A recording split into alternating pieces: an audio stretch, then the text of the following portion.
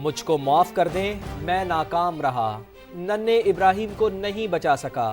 Mayor Karachi Murtaza وہاب نے سانحہ NIPA پر معافی مانگ لی۔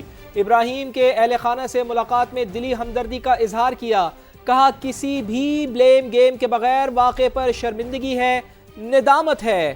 مرتضی وہاب نے یقین دلایا ہے کہ ذمہ داران کو معافی نہیں ملے گی، بتایا ڈیپٹی کمشنر اور ایس ایس پی ایسٹ کو معطل کیا جا رہا ہے۔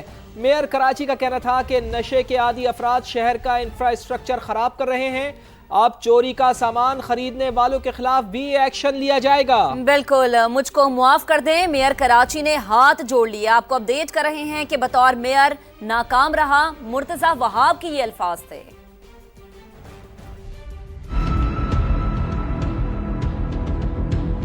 مرحوم ابراہیم کے دادا اسے گھر والوں سے ملاقات کی اور کسی بلیم گیم میں جائے بغیر ان سے معافی مانگی کہ مجھے معاف کیجیے آپ۔ میں نے کہا مجھے ندامت ہے اس پورے حادثے پر، میں معافی مانگتا ہوں، میری غلطی ہے۔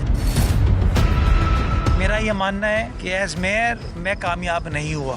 چند فیصلے کیے ہیں، انکوائری ہونی ہے، ایگزامپل کریٹ کرنے کے لیے ایس ایس پی ایسٹ اور ڈی سی ایسٹ کو بھی سسپینڈ کیا جا رہا ہے۔ ٹارگیٹ ہمارا یہ ہے کہ جس کسی سے غلطی ہوئی ہے تو غلطی کو تو معاف کیا جا سکتا ہے، کوتاہی نہ ہو، اور یہ ایگزامپل سیٹ کیا جا سکے مستقبل میں اس طرح کے واقعات اس شہر میں، صوبے میں، ہمارے ملک میں رونما نہ ہوں۔ 88,000 مین ہول کورز لگائے ہیں پچھلے ایک سال میں، وہ بھی چوری ہوئے۔ شہر کے انفراسٹرکچر کو نشہ آور افراد نقصان پہنچا رہے ہیں۔ ہمارا ٹارگیٹ یہ ہے کہ چوری نہ ہو۔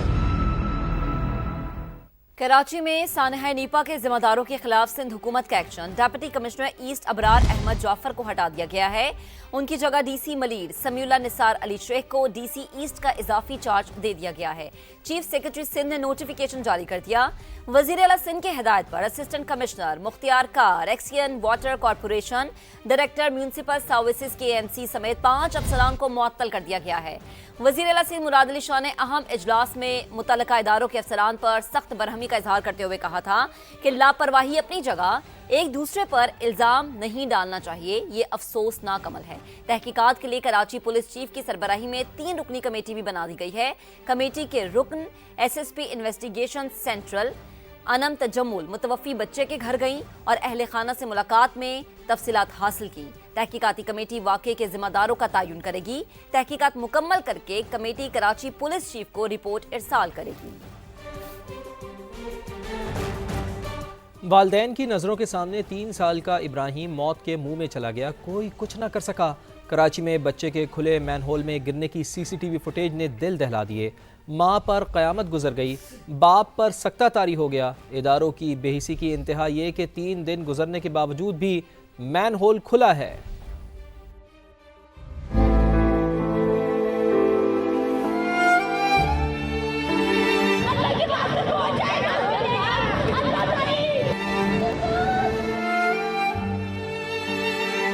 اولاد کی جدائی کا غم کیا ہوتا ہے، ریاست غور سے دیکھے اس ماں کو۔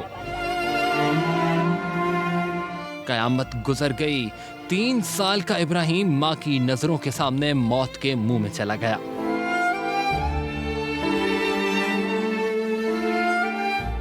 بچے کے کھلے مین ہول میں گرنے کی فوٹیج نے دل دہلا دیے۔ باپ بھی وہیں کھڑا تھا مگر کچھ نہ کر سکا۔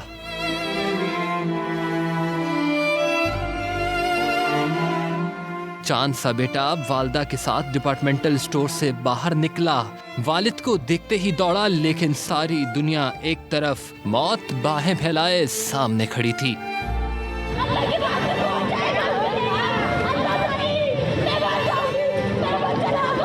ایک ماں پر قیامت ٹوٹ پڑی، لیکن بے حسی کی انتہا یہ کہ سانحے کو گزرے 3 دن ہو گئے مگر وہی مین ہول آج بھی کھلا ہے۔ درد دل رکھنے والے کہہ رہے ہیں پہلے بیڈ گورننس اور مجرمانہ غفلت پر ڈھکن لگانا ہوں گے۔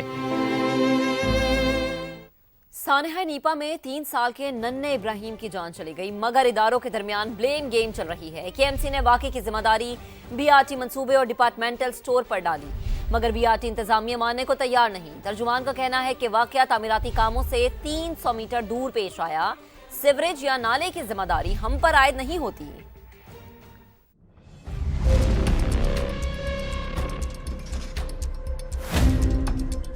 नन्हे इब्राहिम की मौत का जिम्मेदार कौन? केएमसी और बीआरटी हुक्काम आमने सामने एक दूसरे पर जिम्मेदारी डालने लगे।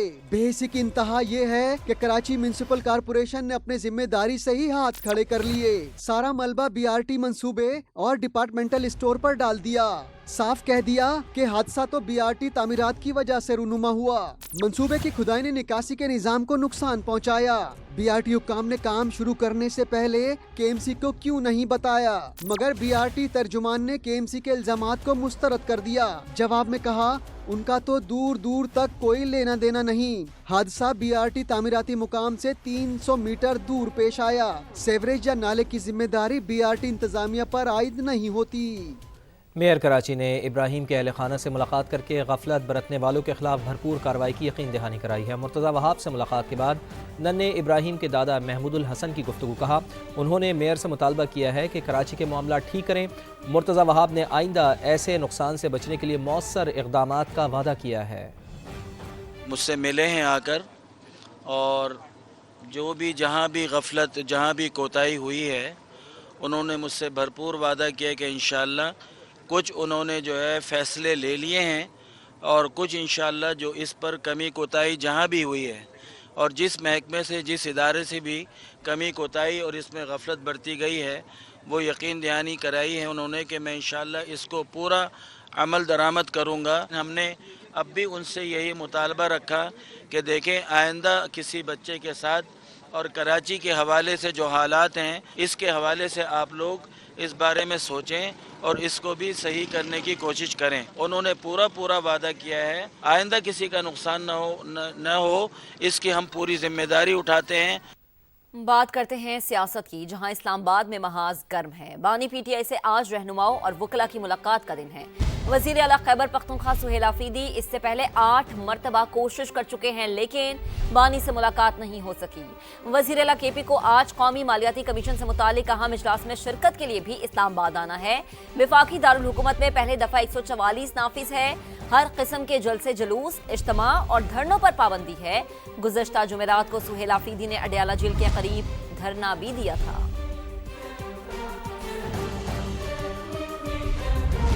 9 मई केस में बानी पीटीआई को सज़ा मिलेगी। जनरल रिटायर्ड फैज़ हमीद भी आसमान से नहीं उतरे, कम से कम 14 साल कैद होनी चाहिए। सेनेटर फैसल वाउडा की प्रोग्राम नदीम मलिक लाइव में गुफ्तगू। ये भी बताया कि सुहेल आफरीदी की बानी से मुलाकात नहीं होगी। वज़ीर आला की नाअहली और गवर्नर राज भी नज़र आ रहा है। बहनों की मुलाकात के बाद फिर वही गालम गलोज, वही इल्ज़ामात, वही तमाशा, वही दबदबा, वही बदमाशी। अगर ये सियासी बयान बाहर आएगा, गालम गलोच होगी, इश्तियाल दिलाया जाएगा, फ्रंट फुट की बातें होंगी, तो ना फुट भी रहे, ना फ्रंट रहेगा, ना फुट रहेगा। अब कोई सिपा सलार फौज के बारे में बुक्स करेगा, उसकी जबान खींच के जूता नहीं बनाएंगे। अब बदमाशी का जवाब बदमाशी से होगा। आज अब करें गालम गलोच, अब करें बदमाशी, अब करें हड़ा हुड़ी, करे, ठीक है। तो गवर्नर राज भी आप देखेंगे, डिस्क्वालिफिकेशन नज़र आ रही हैं, बैन नज़र आ रहा है, गवर्नर राज नज़र आ रहा है, तो मुझे तो अभी बहुत चीज़ें गड़बड़ नज़र आ रही हैं। हाई कोर्ट के ऑर्डर के बाद सीएम के पास बहुत, केपी के सीएम का बहुत छोटी सी जगह है, वो 19-20 लेफ्ट राइट भी हुआ तो डिस्क्वालीफाई हो जाएगा। क्या इस बात का खतरा मौजूद है कि इमरान खान को 9 मई के मुकदमात में सजा दी जाए? 100% इसमें ये रिटन ऑन द वॉल है। मलिक साहब क्या बातें कर रहे हैं आप? क्या 9 मई में जनरल फैज और इमरान खान दोनों को सजा हो सकती है? होनी चाहिए। जनरल फैज को आसमान से उतरा हुआ है, या 4 टांगों वाला है, 8 हाथों वाला है, उसको सबसे पहले होना चाहिए। जिस हिसाब से उसके ऊपर चार्जेस हैं, उस हिसाब से 14 साल तो मिनिमम होगी। अल्लाह ना करे फांसी हो, लेकिन फांसी की सजा नहीं है तो 14 साल तो कैद होनी चाहिए। वज़ीर आला खैबर पख्तूनख्वा सुहेल आफरीदी कहते हैं कि बंद कमरों के फैसले अब मजीद कबूल नहीं। बदकिस्मती से कुछ लोग सियासत का काम कर रहे हैं, लेकिन ये उनका काम नहीं है। अफसरान के मामलात में सियासी मदाखलत नहीं होगी, मगर नताइज देना होंगे। सुहेल आफरीदी का मजीद कहना था कि सूबे में हर हाल में अमन बहाल करेंगे। पुलिस को बुलेट प्रूफ गाड़ियाँ, जदीद असलहा और एंटी ड्रोन सिस्टम फराहम किया जा रहा है। वसाइल की कमी को सिक्योरिटी के रास्ते में रुकावट नहीं बनने देंगे। पाकिस्तान की सियासी जंग पाकिस्तान में लड़े, दुश्मन की गोद में बैठ के वतन दुश्मनी ना करें। वज़ीर दिफा ख्वाजा आसिफ का ट्वीट लिखा। सिलाई मशीन बंद है इसलिए दुखी हैं, भारतीय मीडिया की पनाह ले रहे हैं। ज़र्फ़ का मुजाहरा करें। जिस जंग की ये मोहतरमा बात कर रही हैं, भारत ने हम पर अगर दोबारा जंग मुसल्लत की तो इंशाअल्लाह भारत के साथ ये भी बैन होंगे। वज़ीर दिफा ने तनकीद करते हुए लिखा कि इक़्तिदार के लिए डेस्परेट लोग हैं, اسی لیے فیلڈ مارشل ایئر فورس اور پاک بحریہ کی قیادت میں ہندوستان کو پھیٹی لگائی. 7 جہازوں کی بات صدر ڈونلڈ ٹرمپ نے 61 مرتبہ کہہ کر مودی کی آتما رول دی ہے.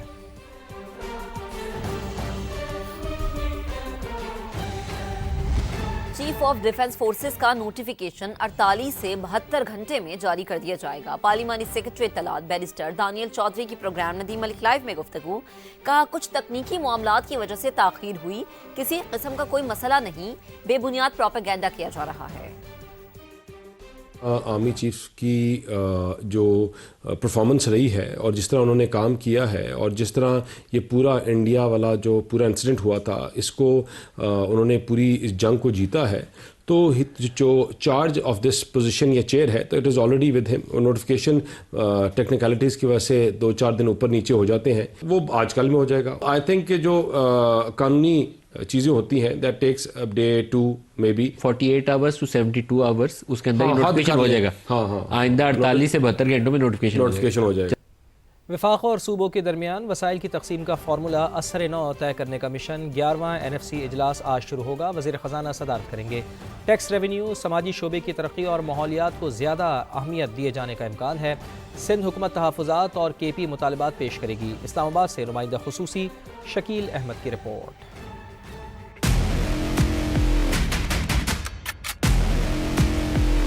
وفاق اور صوبوں میں ٹیکس آمدن کی تقسیم کا فارمولہ از سر نو طے کرنے کا مشن. 15 سال کے تعطل کے بعد مشاورتی عمل کا دوبارہ آغاز. وفاقی وزیر خزانہ کی زیر صدارت 11واں NFC اجلاس آج ہوگا. چاروں صوبوں کے وزرائے خزانہ اور ایک ٹیکنوکریٹ تکنیکی ماہر شرکت کرے گا.